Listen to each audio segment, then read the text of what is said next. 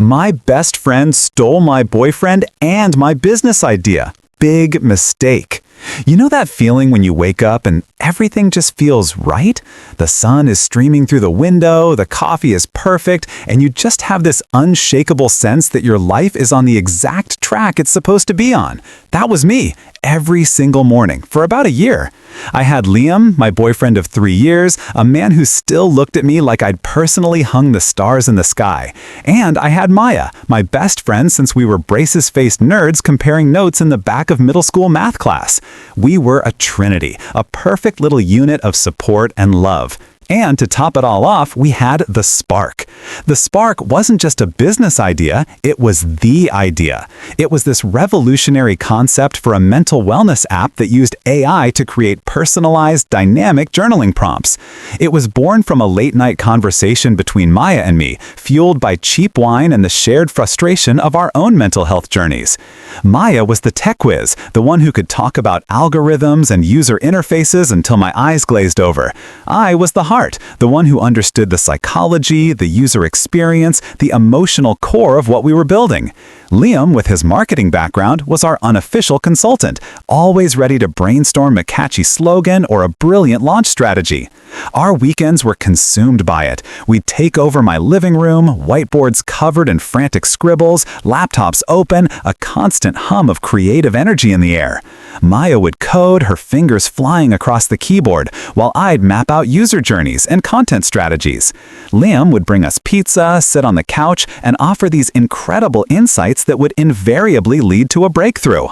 I remember looking at them one Saturday afternoon, Maya with her brow furrowed in concentration, Liam leaning over her shoulder pointing at the screen, and feeling this overwhelming wave of gratitude. These were my people, my tribe.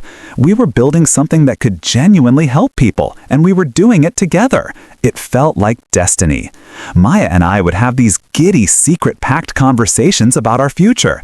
We talked about the office we'd get, a minimalist space with lots of plants and a nap pod. We fantasized about being on the cover of Forbes, a modern-day female Steve Jobs and Wozniak. We even had a name for our future private island, which was ridiculous, but that's how sure we were. This wasn't a dream. It was a foregone conclusion. We poured every spare dollar and every spare moment into it.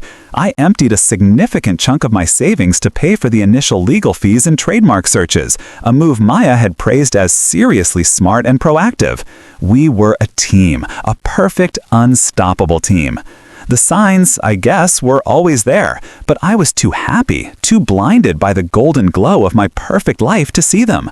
The way Liam's eyes would follow Maya across the room a little too long, the way Maya's laughter seemed to have a different, more musical pitch when Liam was the one telling the joke. The way they'd suddenly fall silent when I walked into a room, sharing a look I couldn't quite decipher. I chalked it up to my own insecurity, a silly, unfounded fear that I had no business entertaining. Why would I ever doubt the two people I trusted most in the world? I had everything, and I was so sure it was real, so sure it was mine to keep. I was standing on the summit of my own personal Everest, completely oblivious to the fact that the ground beneath my feet was already beginning to crumble. The first real crack in the facade appeared on a Tuesday. It was small, almost imperceptible, like a hairline fracture in a porcelain doll. I'd had a terrible day at my day job, a soul-crushing marketing gig I was counting on quitting the second the spark took off, and I just wanted to collapse onto the couch with Liam and a gallon of ice cream. I texted him on my way home. No response. I called, straight to voicemail. Weird. He was usually glued to his phone. I let myself into our apartment, expecting to find him lost in a video game or on a work call. The apartment was empty and cold. A knot of unease began to tighten in my stomach. I tried Maya. Same thing. No answer. No response to my text. It wasn't like them to be radio silent at the same time.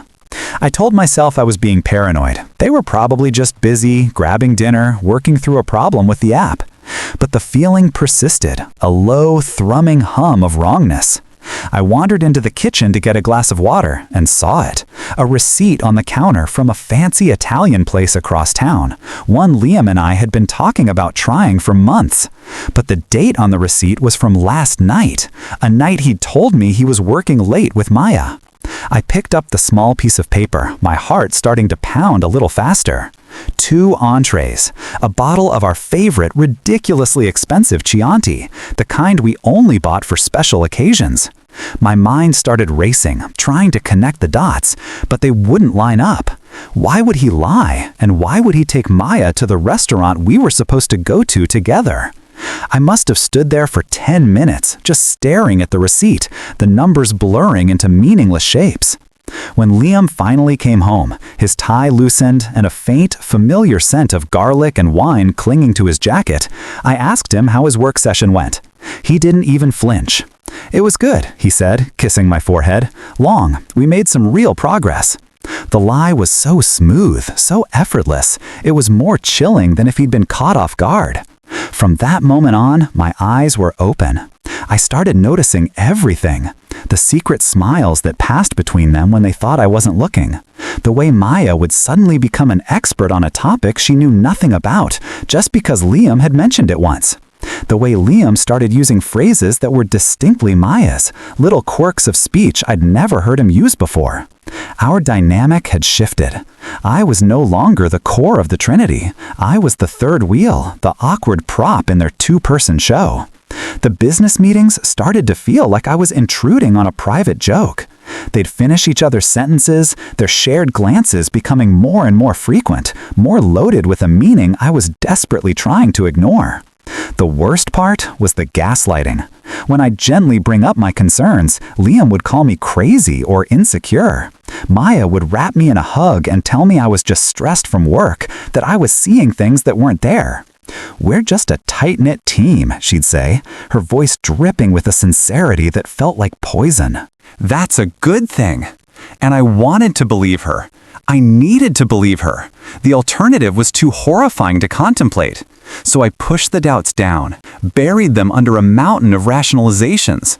I was just tired, I was overthinking, I was sabotaging my own happiness. But the knot in my stomach never went away.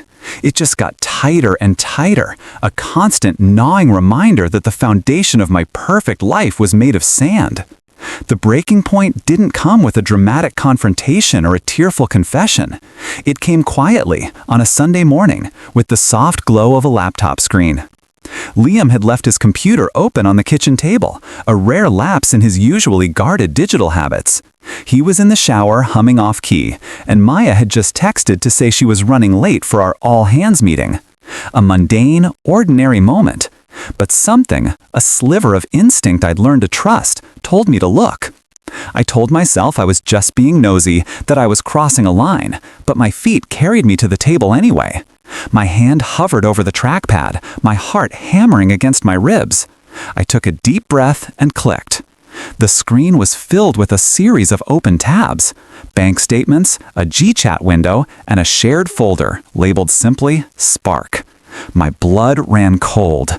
The GChat window was the first thing I saw. It was a conversation between him and Maya. I didn't have to read much. The first few lines were enough to sear themselves onto my brain. "Last night was amazing," from Liam. "I can't stop thinking about you," from Maya. My vision swam. The words blurred together, a toxic cocktail of pet names and inside jokes, of plans for a future that didn't include me. They talked about me, their conversations a mix of pity and contempt. "She's so trusting," Maya had written. "It's almost too easy." With a trembling hand, I clicked on the shared folder. It was a complete business plan, a pitch deck, financial projections, everything we had been working on for the past year. But it was different. My name was nowhere to be found. The founders section listed only 2 names, Liam and Maya. They had meticulously erased me from the narrative, airbrushing me out of my own dream. They had taken my ideas, my strategies, my late-night bursts of inspiration, and repackaged them as their own. They had even used the exact mission statement I had written in a fit of passion one night, the one I had read out loud to them, tears in my eyes, because I was so proud of it. I sank into the chair, the weight of their betrayal crushing me. It wasn't just the affair. The affair was a brutal, gut-wrenching blow. But the theft of our dream? That was something else entirely. That was a violation of my soul. They hadn't just broken my heart. They had tried to steal my future. I scrolled through the documents, a numbness spreading through my body. They had investor meetings scheduled, they had a new name for the company, something sleek and corporate, completely stripping it of the heart and soul we had poured into it. They were planning to launch in 3 months. 3 months! They had been living a double life, building an empire on the ashes of mine, right under my nose. I heard the water shut off in the bathroom. Panic seized me. I quickly closed the tabs, my mind racing. I couldn't let him know I knew, not yet. I had to think, I had to plan. I stood up, my legs feeling like they were made of lead, and walked back to the bedroom just as he was walking out, a towel wrapped around his waist. He smiled at me, that same easy, trusting smile that had once made me feel so safe. Now it just looked like a mask. "Morning, sleepyhead," he said. "Ready to change the world?" I forced a smile, my face a frozen mask. "Absolutely," I said, my voice a stranger's. In that moment, as I looked at the man I loved, the man who had systematically dismantled my life, a new feeling began to replace the shock and the pain. It was cold, it was hard, and it was absolute. They thought they had won. They thought they had taken everything. But they had forgotten one crucial detail. They had left behind the one thing that could burn their entire kingdom to the ground. The world didn't stop. That's the craziest part. The sun still came up the next morning. My alarm still went off. I still had to go to my soul-crushing job. But everything was different. The vibrant colors of my life had been leached out, replaced by a monochrome haze of grief and rage. I moved through the next few days like a ghost, my body on autopilot while my mind replayed the horror of that Sunday morning on a relentless loop. Every interaction with Liam was a performance, a masterclass in deception. I smiled when he smiled, I laughed at his jokes. I even participated in a brainstorming session with him and Maya, calmly offering up ideas I knew they would steal, all while a silent scream was building in my chest. Maya was the worst. She played the part of the concerned best friend to perfection. She'd bring me coffee, ask me if I was feeling okay, tell me I seemed distant. I wanted to smash the coffee mug in her face. I wanted to scream that I knew everything, that her performance was an insult to the years of friendship we had shared. But I didn't. I just nodded and mumbled something about being tired. The rage was a fire inside me, but it was a cold fire, a controlled burn that was fueling a new, terrifying purpose. They had wanted a war. I was going to give them one. I spent my nights not crying, but plotting. I holed up in my apartment, a fortress of solitude and scheming. I created a new email address, a burner phone, a digital ghost that they couldn't trace. I started documenting everything. Every lie, every omission, every suspicious glance. I took screenshots of their social media posts, the ones that hinted at their new venture. I even recorded a few of our conversations, my phone hidden in my purse, capturing their condescending tones and their not-so-subtle jabs. I was building a case, an arsenal of truth to use against their mountain of lies. But the evidence of the affair and the stolen business plan was just the beginning. It was the emotional ammunition. I needed something more. I needed a silver bullet. And then one night, as I was digging through a box of old files, I found it. It was a thick manila envelope tucked away in the back of my closet. On the front, in my own neat handwriting, were the words, "The Spark, Patent Application." A memory, long buried under the weight of recent events, came flooding back. It was about 6 months into our initial development phase. We had a solid prototype and a clear vision. I was ecstatic, but also deeply protective. I had read too many stories about great ideas being stolen, about partnerships turning sour. Maya had dismissed my fears as paranoia. "We're sisters," she'd said. "We'd never do that to each other." But I couldn't shake the feeling. So I had secretly done some research. I had found a patent attorney who specialized in software and intellectual property. I had used a chunk of my inheritance, the money my grandmother had left me, to pay for the preliminary filing. I had patented the core algorithm, the unique AI-driven process that was the very heart of our app. I had never told Maya. I had never told Liam. It was my secret insurance policy, a little piece of legal armor I had hoped I would never need. I held the thick packet of papers in my hands, my heart pounding. The patent had been granted 3 months ago. They had no idea. They were building their entire company on a foundation that I, and only I, legally owned. The cold fire inside me roared to life, no longer just a source of grim determination, but a blazing inferno of power. They hadn't just stolen my idea, they had stolen my patented idea, and that wasn't just a mistake, it was a fatal one. The next few weeks were a lesson in patience, a game of strategic waiting. I knew I had the ultimate weapon, but a weapon is useless if you fire it too soon. I needed to let them build their house of cards higher, so that when it fell, the crash would be spectacular. I became the perfect, supportive ex-girlfriend and business partner, at least in their eyes. I feigned a mutual breakup with Liam, citing the stress of the startup and our diverging paths. It was a masterstroke of manipulation. He was so relieved, so grateful to be let off the hook without a fight that he didn't question my sudden cooperation. I even offered to help them transition my responsibilities, a gesture they saw as gullible, but which I used as a cover to gather more intel. I watched them from a distance, a silent observer in their tragicomic play. They rented a small, trendy office in the tech district, the exact one we had fantasized about. I'd see pictures on Instagram, Maya and Liam posing in front of their new logo, beaming with a smug, self-satisfied pride. They started pitching to investors, and I knew, from the snippets of information I could glean, that they were getting some traction. They were using my pitch deck, my financial models, my carefully crafted narrative. They were living my dream, and they were doing it with my money, my ideas, and my boyfriend. The most surreal part was the occasional text from Maya. "Thinking of you," she'd write, followed by a string of crying emojis. "It's not the same without you." The hypocrisy was so thick, so utterly shameless, it was almost impressive. I'd reply with a simple, "You too," and then stare at my phone, a cold smile on my face. She thought she was pulling the strings, that she was the master manipulator. She had no idea she was just a puppet in a play I had already written the ending for. I spent my time preparing. I met with my patent attorney, a sharp, no-nonsense woman named Diana, who took one look at my evidence and her eyes turned to steel. We drafted cease and desist letters. We prepared a lawsuit for intellectual property theft that would not only shut them down, but would likely bankrupt them.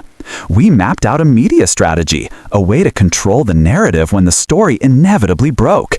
I wasn't just going to win, I was going to make an example out of them. The moment I was waiting for arrived in an email blast. The subject line read, "Ignite Your Life, the official launch of Lumina." They had changed the name again, of course. They were hosting a massive launch party at a swanky downtown venue. There would be investors, journalists, tech bloggers, and influencers. It was their coming out party, their coronation as the new darlings of the startup world. They had poured everything into this night, their entire future hinging on a successful launch. They had invited me, of course, a final patronizing nod to our shared history. "We'd love for you to be there to see what we've built," the email from Maya said. I RSVP'd yes immediately. They thought they were inviting me to witness their triumph. They had no idea they were inviting me to their execution. The stage was set. The players were in place, and I was holding the script. The night of the Lumina launch party was electric. The venue was a converted warehouse, all exposed brick and moody lighting, thrumming with the buzz of 100 conversations, and a DJ spinning a chill ambient beat. I walked in alone, wearing a simple black dress, feeling like a wraith at their feast. I saw them almost immediately, holding court in the center of the room. Liam was in a sharp suit, his arm possessively around Maya's waist. She was wearing a silver dress that shimmered under the lights, her smile so bright it looked like it could crack. They were the picture of success, the golden couple of the tech world. They looked happy. They looked invincible. They looked like they had already won. I grabbed a glass of champagne from a passing waiter and melted into the crowd, an anonymous face in the sea of admirers. I watched them work the room, charming investors, laughing with journalists. I saw the CEO of a major venture capital firm clap Liam on the back. I saw a well-known tech blogger hang on Maya's every word. They had done it. They had built the buzz, generated the hype. They were on the precipice of everything we had ever wanted, and I was the only person in the room who knew the entire structure was built on a foundation of lies. I waited. I sipped my champagne. I listened to their speeches from the back of the room. Liam talked about vision and disruption. Maya talked about passion and authenticity. The irony was so thick I could taste it. When they were finished, the room erupted in applause. They raised their glasses, their eyes meeting in a look of pure, unadulterated victory. That was my cue. I gave a subtle nod to Diana, my attorney, who was standing by the door with a process server. As the crowd started to mingle again, I made my move. I didn't storm the stage. I didn't cause a scene. I simply walked towards them, a calm, purposeful smile on my face. They saw me coming, and their expressions shifted. A flicker of surprise, then a hint of pity, then a condescending smile. "You made it," Maya said, her voice dripping with false warmth. "We're so glad." "I wouldn't have missed it for the world," I said, my voice clear and steady. I let the silence hang in the air for a moment, just long enough for them to feel a flicker of unease. "I just wanted to congratulate you," I continued, my eyes moving from Maya to Liam, on building such a successful company on my patented intellectual property. The color drained from their faces. It was a beautiful, terrifying thing to witness. Maya's smile froze, then shattered. Liam's eyes widened in pure, unadulterated panic. Before they could form a word, Diana and the process server were at my side. "Liam Thompson and Maya Jenkins," the server said, his voice loud enough to cut through the surrounding chatter. He held out a thick envelope. "You've been served." The effect was instantaneous and catastrophic. The nearby conversations died. A hush fell over the immediate area, then rippled outwards through the crowd. People started pulling out their phones, cameras flashing. The CEO of the venture capital firm, who had been laughing with Liam just moments before, now looked at him with undisguised disgust. The tech blogger was already furiously typing into her phone. Liam and Maya just stood there, trapped in the center of a rapidly collapsing world, holding the papers that sealed their fate. I didn't wait for their pleas or their denials. I just gave them one last cold look, turned on my heel, and walked out of the party, leaving them to the wreckage. The crash was indeed spectacular. The fallout was swift and brutal. It was like watching a building implode in slow motion. Within 24 hours, the story was everywhere. Startup darling's empire collapses amidst patent infringement and affair scandal. The headlines were vicious, and the details were juicier than any tabloid could have hoped for. The tech community, which prides itself on a certain code of ethics, turned on them with a vengeance. Investors pulled their funding, citing a breach of trust and due diligence. The beta version of their app, which had just gone live, was flooded with one-star reviews and comments calling them thieves and scammers. Their social media accounts became a wasteland of public shaming. They were pariahs. I didn't gloat. I didn't give any interviews. I didn't have to. The facts spoke for themselves. My patent was ironclad. The evidence of their theft was overwhelming. Their lawsuit was settled out of court in a matter of weeks. They were forced to dissolve their company, turn over all their assets, and sign a non-disclosure agreement that prevented them from ever speaking about me or the business again. They were left with nothing but their ruined reputations and each other. And from what I heard, that wasn't going so well either. The foundation of their relationship, built as it was on betrayal, couldn't withstand the pressure of their mutual failure. The last time I saw them was a few weeks after the launch party from hell. I was at a coffee shop, meeting with a new potential partner, a brilliant young developer who was genuinely passionate about our original vision. As I was leaving, I saw them through the window. They were sitting at a small table outside, the space between them a chasm of unspoken resentment. They looked hollowed out, defeated. Maya saw me first, and her eyes widened in a mixture of fear and loathing. Liam just stared down at his coffee cup, unable to meet my gaze. I didn't acknowledge them. I just got in my car and drove away, feeling a sense of closure, of finality. In the end, I didn't just get my business back. I got something far more valuable. I got my sense of self back. I learned a brutal, unforgettable lesson about trust, about the darkness that can lurk behind the people you hold closest. But I also learned about my own strength. I learned that I could survive the absolute worst thing that could happen to me, and not just survive, but come out the other side stronger, smarter, and more ruthless than I ever thought I could be. The spark is back on track. It's just me now and a small, trusted team. The name is different, the logo is new, but the heart of it, the soul of it, is the same. It's mine, all mine. Some nights when I'm working late, a familiar wave of loneliness washes over me. I miss the friendship, the love, the shared dream of what could have been. But the feeling passes. Because I look around at my new office, at the whiteboards covered in my own ideas, at the future I am building for myself on my own terms. And I know, I didn't just win, I rebuilt. And this time, I built it to last. They tried to steal my life, but in the end, all they did was give me the keys to a better one. And that, as they say, is the best revenge.